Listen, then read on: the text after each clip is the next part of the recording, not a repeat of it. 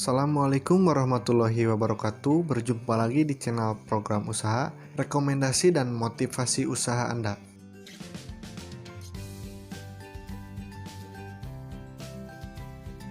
Video kali ini program usaha akan membahas tentang kayu balsa. Bagaimana sejarahnya, untuk apa kayu balsa, dan tantangan pengembangan di Indonesia. Kayu balsa atau dalam nama latin Ochroma pyramidale atau Ochroma bicolor merupakan tanaman asli daerah Amerika Selatan. Ekuador adalah salah satu penghasil terbesar kayu balsa. Ekuador menguasai lebih dari 60% pasar balsa di dunia. Lalu bagaimana dengan Indonesia? Saat ini Indonesia baru menyumbang sekitar 5% dari pasar balsa internasional. Sedikit memang hal ini dikarenakan tanaman balsa bukanlah tanaman primadona untuk hutan tanaman rakyat. Masyarakat lebih memilih tanaman kayu sengon dibanding menanam kayu balsa. Mengapa? Baiklah, mari kita runtut asal mula pembudidayaan tanaman balsa ini. Program reboisasi pemerintah dan sebuah perusahaan plywood memulai kampanye penanaman pohon balsa ini dengan memperkenalkan pohon balsa pada beberapa perusahaan perkebunan dan pertanian hutan rakyat untuk dapat dikembangkan dan dibudidayakan. Kampanye ini disambut baik dan diuji cobakan oleh para pihak perusahaan perkebunan.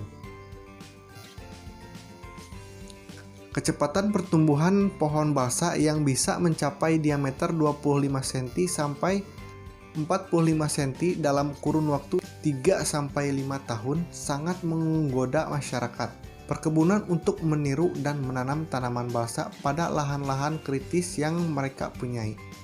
Sayang, kampanye tersebut tidak berjalan dengan baik.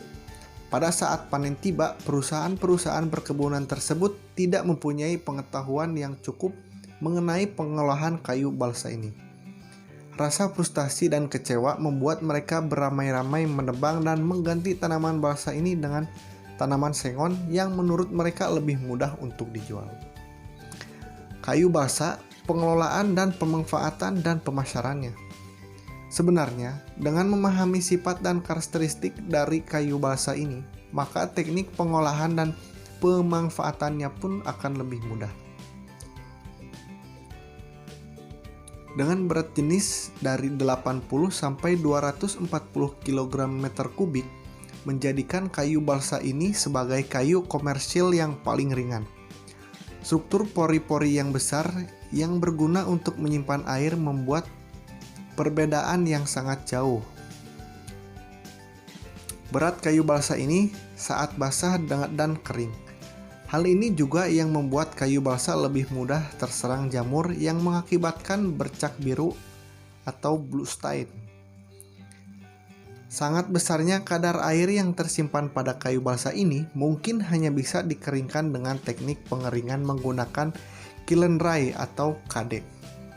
Pengeringan secara air dry dapat dilakukan tetapi dengan resiko kerusakan pada kayu akibat blue stain. Kayu balsa sangat mudah dikerjakan karena kayu ini bersifat ringan dengan serat yang halus.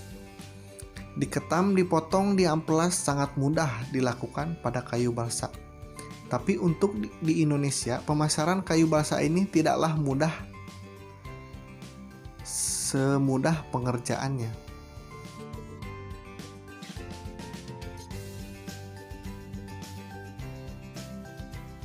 Pemanfaatan umum kayu balsa.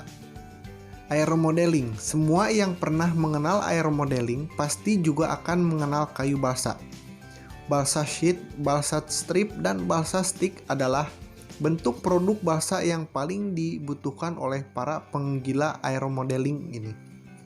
Surfing board Jika Anda pernah berjalan-jalan di pantai Kuta Bali, pasti melihat banyak wisatawan yang sedang bermain selancar atau surfing. Kayu balsa adalah material favorit untuk pembuatan papan surfing ini.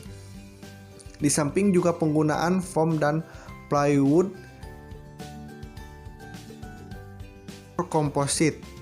Percayakah Anda bila saya mengatakan bahwa balsa tebal 12 mm bisa setara dengan 3 mm plat baja? Wow, Anda seharusnya percaya. Dengan teknik sandwich composite, kayu balsa dengan tebal 12 mm mempunyai kekuatan sama dengan 3 mm baja.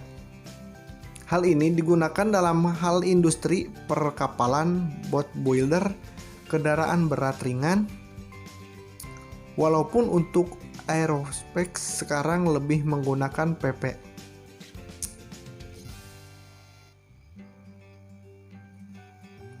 Hambatan dan tantangan.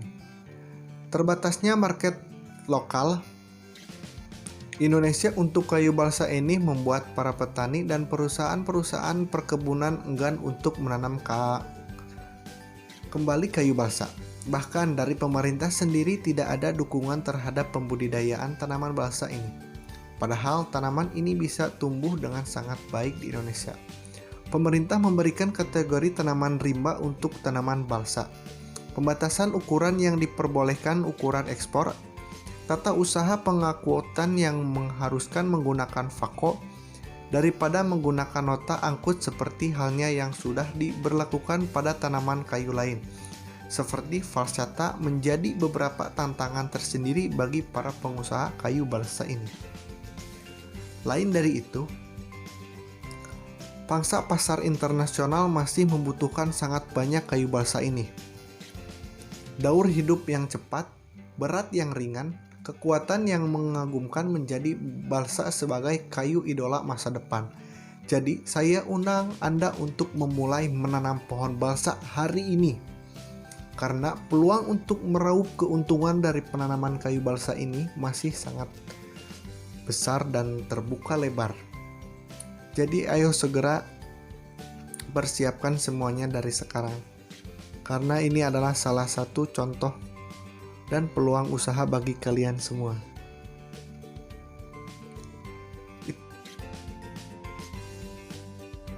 Itu sedikit ulasan tentang kayu balsa. Semoga kalian bisa termotivasi dan bisa memulainya.